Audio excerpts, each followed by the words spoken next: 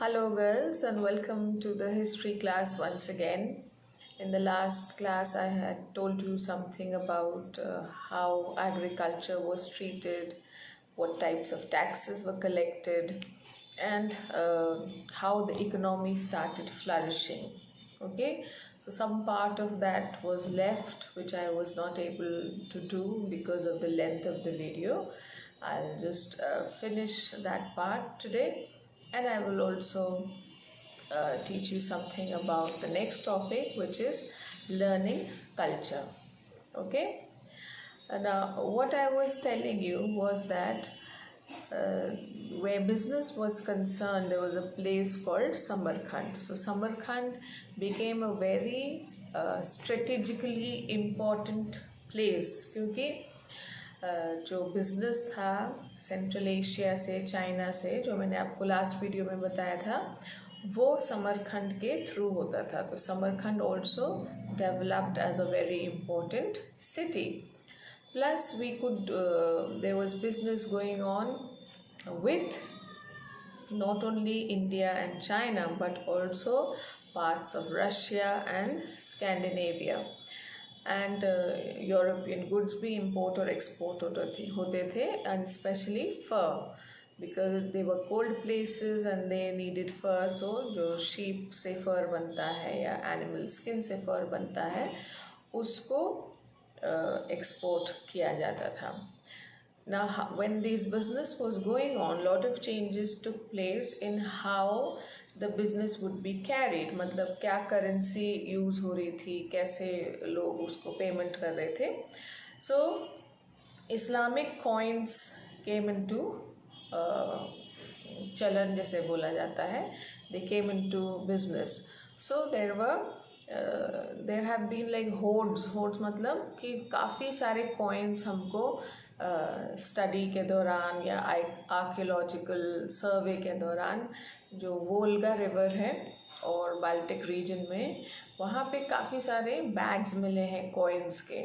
So we could just come to a conclusion कि हो सकता है उस रीजन में मेल और फीमेल स्लेव्स को बेचा जा रहा था, या फिर the sultans and the khalifas of the court were doing some business in the market. So that money bags were found. But generally these money bags, or we can say the fiscal system, या जो पैसे का लेन then था, उसमें silver और gold coins ज़्यादा चलते थे उस ज़माने में.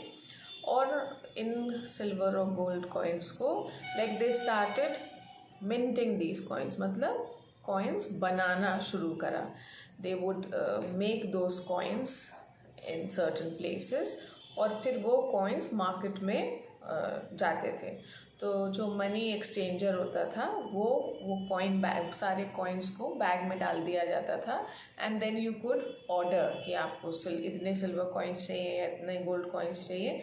Then they would give you the bags of coins, and those bags of coins would be used to do your business. Supposing मैंने कोई चीज़ खरीदी है और वो छोटे छोटे या तो 100 के कॉइन्स का बैग्स होगा या 50 कॉइन्स का बैग्स होगा, जैसे भी जो ख़रीदार है उसके पास होगा, तो वो बैग्स जैसे दे देता था कि ये 50 कॉइन्स का सिल्वर कॉइन्स में मैंने ये बिज़नेस तय किया है.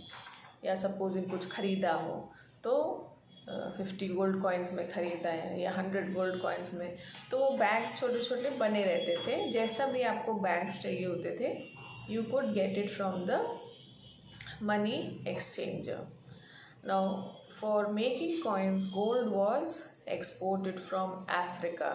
अफ्रीका में एक जगह है सूडान, वहाँ से गोल्ड आता था, और सिल्वर आता था सेंट्रल एशिया में ज़रफ़शान वैली से. It was like close to Afghanistan, right? Now, the greatest contribution again of the Muslim community, that the Muslim community gave the whole world, was another thing, that was the letters of credit. जिनको हम आज के ज़माने में बोलते हैं checks, लेकिन उस ज़माने में उसको बोलते थे साख. ओके, नाउ साख is the origin of the word cheque. And then merchants and bankers, they started using checks to interchange money.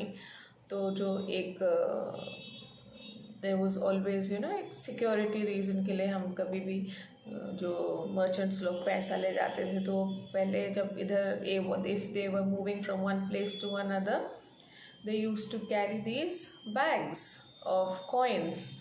But with the coming of the checks, this became much easier because वो coins ले जाने की ज़रूरत नहीं थी. They could just carry that small letter of credit or the check as you call it now. और वो checks carry करना ज़्यादा secure था. इतना ज़्यादा पैसा कोई carry कर रहा है किसी को पता भी नहीं चलता था, and that was much better. Also we see that Islam does not allow this जैसे कि what do you call that, जो इंटरेस्ट पे पैसे देते हैं, इस्लाम उसकी रजामंदी नहीं देता है. तो जो इंटरेस्ट पे पैसे देने वाली बात थी, that was not a custom in the Muslim community, but still some people would do it, but in another form, कि वो इंटरेस्ट ना लगे और उसकी बजाय वो कुछ और transactions कर लेते थे. So it would be just covered with that, so that interest would not be there.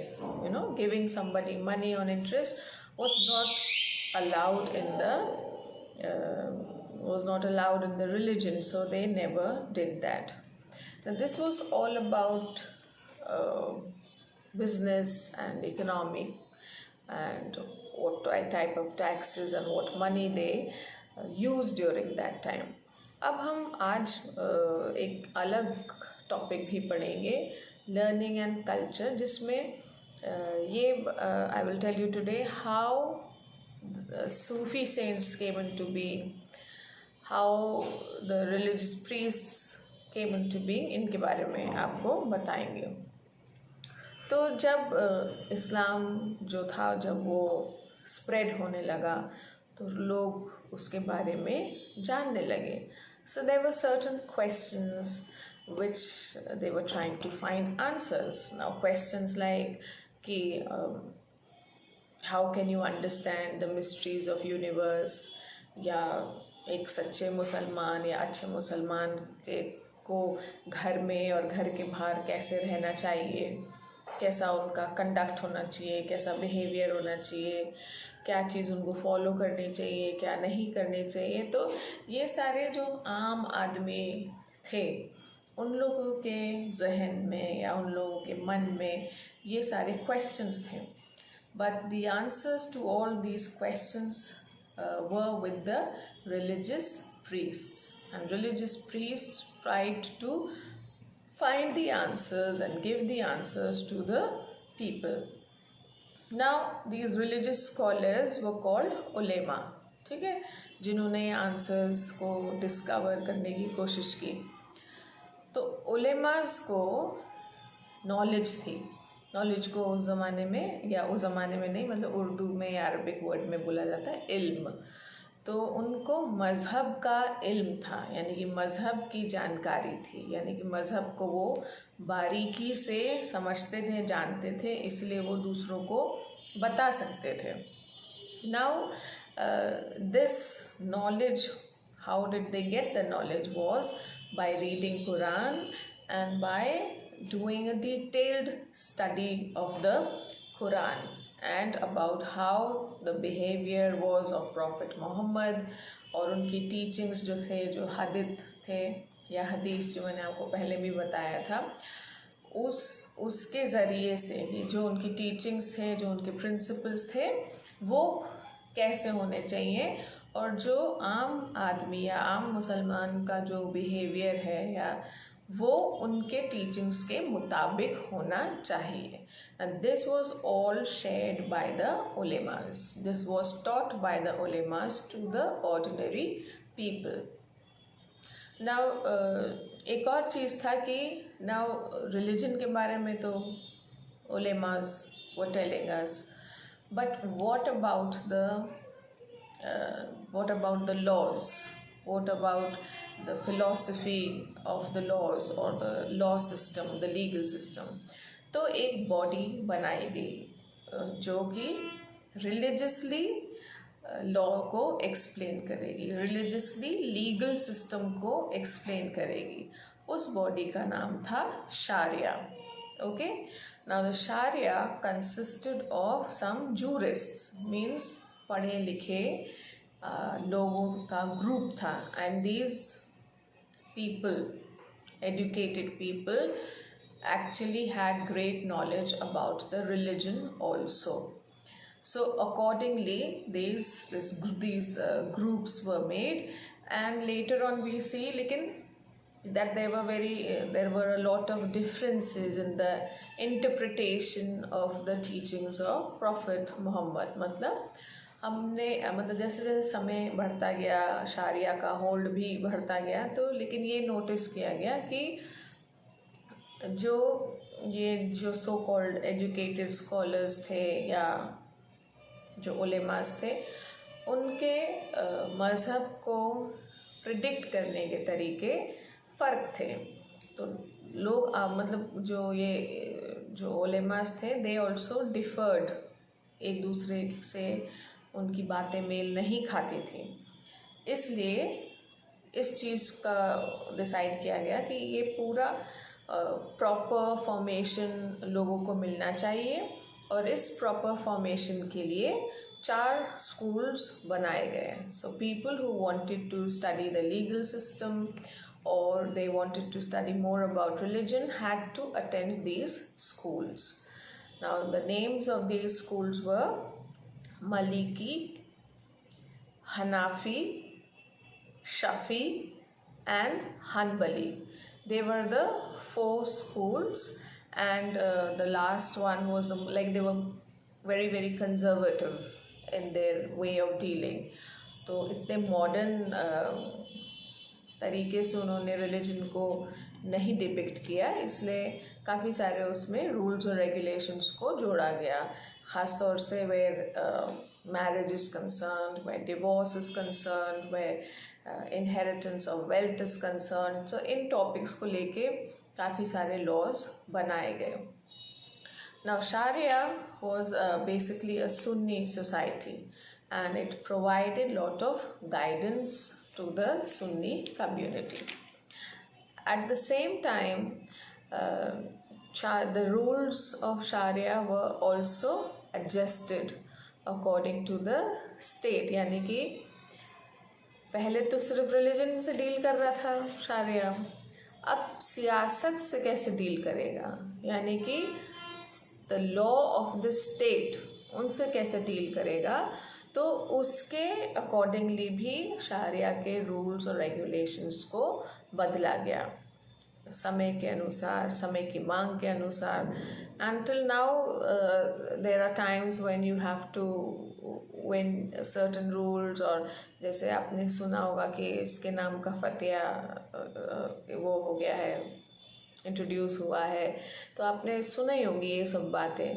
जब कोई रूल ब्रेक करता है तो यही सोसाइटीज़ है, रिलीजियस सोसाइटीज़, जो रिलीजन के अनुसार बताती हैं कि क्या ये सही है, एक्सेप्टेबल है या नहीं. Another person who played a very important role in this whole system was the काजी, जिनको हम आजकल काजी साहब कहते हैं. तो काजी साहब का जो मेन जॉब था उस समय, वो था like he was appointed by the state to take care of the offenses that were committed in the society. तो छोटे छोटे झगड़े जो होते थे सोसाइटी में, उनको काजी साहब के पास ले जाया जाता था, और काजी साहब उस पूरे मामले की पैरवी करते थे, और फिर अकॉर्डिंगली उसका डिसीजन लिया जाता था. Right, now he was like अ जज, कि कोई डिस्प्यूट हो जाए तो उस डिस्प्यूट को कैसे सॉर्ट आउट करना है और कौन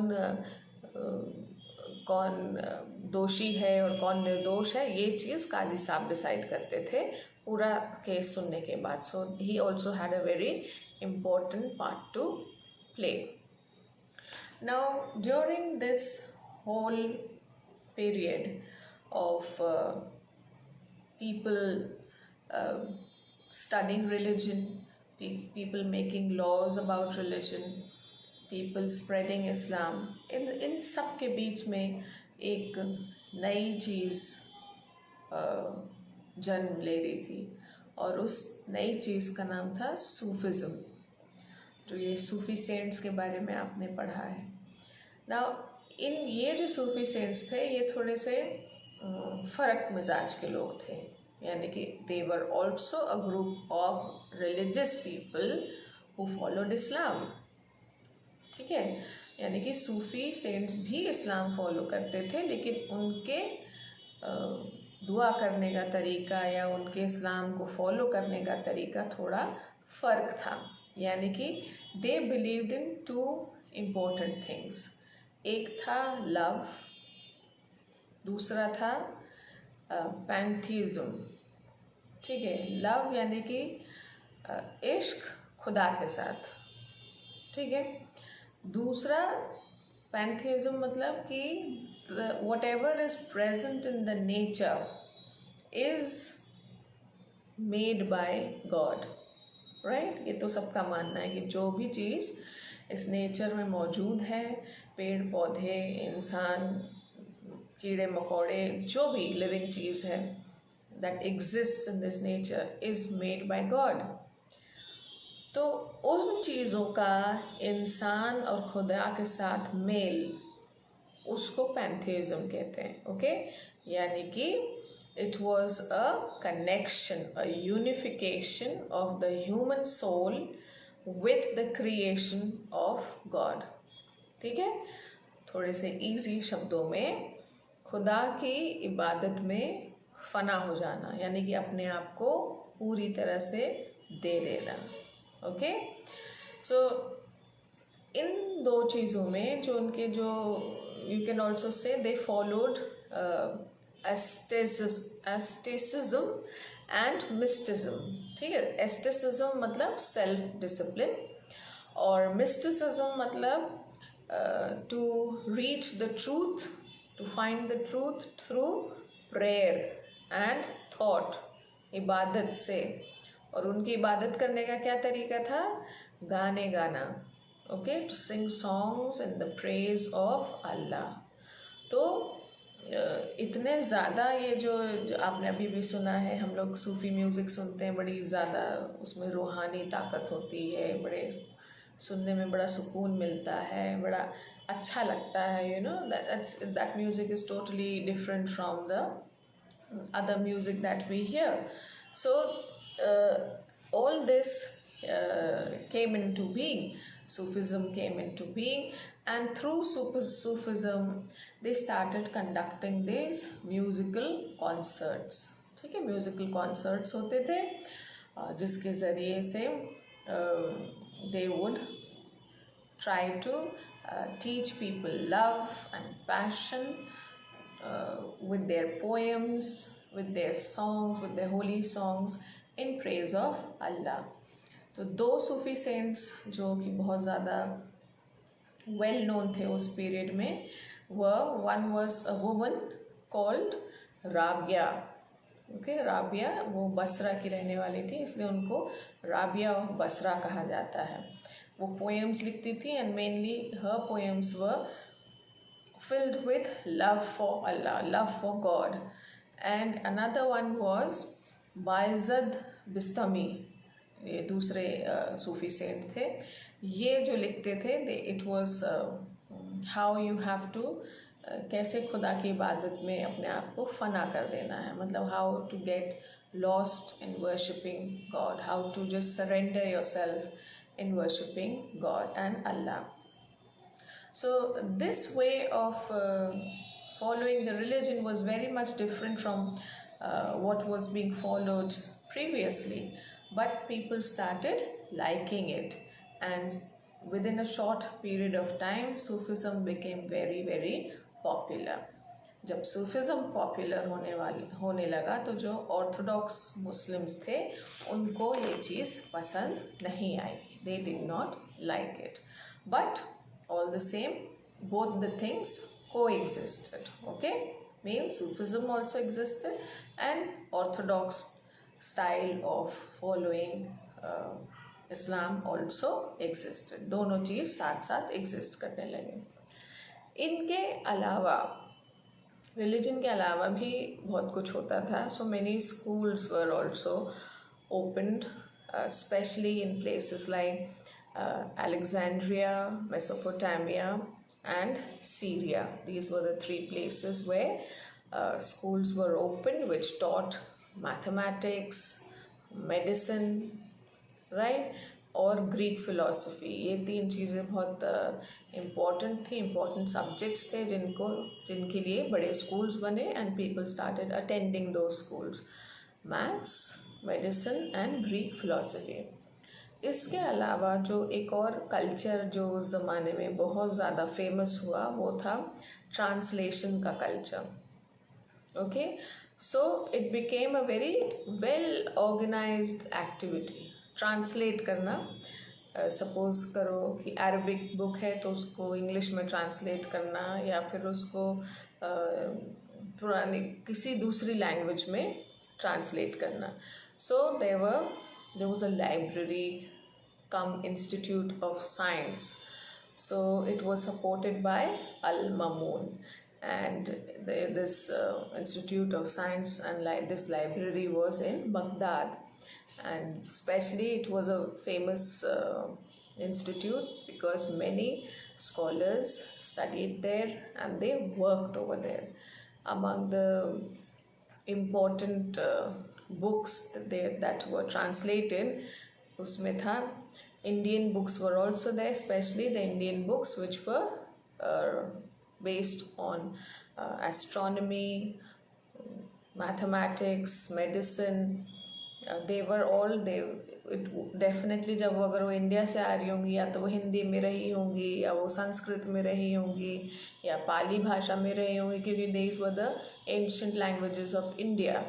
तो these books were changed or translated into Arabic language so that many people could study. So there were also many books in philosophy and science which many European scholars also translated it in English. So English books or Hindi books were translated into Arabic and Arabic books were translated into other languages, right? So in the next video I will also teach you about और जो learning department में या हम बोलते हैं literary department में क्या development हुआ उसके बारे में I will tell you in the next video. Okay, so just a quick recap. आज जो मैंने आपको बताया है कि कैसे what coins were used, how the cheque came into being, और जो हमारा जो लिटरेरी सेक्टर है उसमें सबसे पहले रिलीजन को पढ़ाया गया. कैसे उलेमास केम इनटू बीइंग. उलेमास आर रिलीजियस प्रीस्ट्स को उलेमा कहा जाता है. तो कैसे उन्होंने रिलीजन के बारे में लोगों को बताया, क्या रिश्ता इंसानों का खुदा से है और जो दुनिया में चीज़ें हैं उनके साथ, और हम लोगों का जो सच्चे मुसलमान होते हैं उनका बिहेवियर कैसा होना चाहिए, how they should follow and put in life the teachings of Prophet Muhammad in their life and try to be good Muslims. This was taught by the ulemas. Then how the qazis came in, how Sharia came in. These are very important people in the Muslim context. तो पता होना चाहिए कि इन लोगों का main काम क्या होता है, क्योंकि ये लोग आज भी एग्जिस्ट करते हैं. ऐसा नहीं है कि उस ज़माने में एग्जिस्ट करते थे और ख़त्म हो गया, नहीं, दे स्टिल एग्जिस्ट. द शारिया स्टिल एग्जिस्ट, द काजीज एंड द उलेमास still exist and they teach the Muslims about the Muslim culture and Muslim religion, right? And apart from the religion, how Sufism came into being, और कैसे religion को सिर्फ religion ही नहीं develop हुआ, बल्कि there were many schools which taught maths, science, philosophy, especially Greek philosophy, and how schools opened in Alexandria, Syria, and Mesopotamia, and how people started learning more and more because of the trend of translation that started during that time. Okay, so I hope you will understand this this video, whatever I have taught. Please go through the book also once again, and do not worry about the exams just now. Just complete your work. When the exams will come, एक बार और आपको एक video में सारा exam से connected information क्या आएगा, कैसे आएगा, कितना पढ़ना है, क्या पढ़ना है, I will let you know. So don't worry about the exams just now. Just concentrate on the chapter, see the videos, read the chapters thoroughly, क्योंकि ये बात तो है कि एग्ज़ाम में चैप्टर्स के बीच में से ही आएगा, क्योंकि हमको objective questions बनाने हैं, MCQs. So you will get from in between the chapter one thing, and secondly जो chapter के पीछे जो dates वाला जो timeline है उसको भी अच्छे से याद कर लीजिएगा. Okay, so till next time, take care of yourself. Bye bye.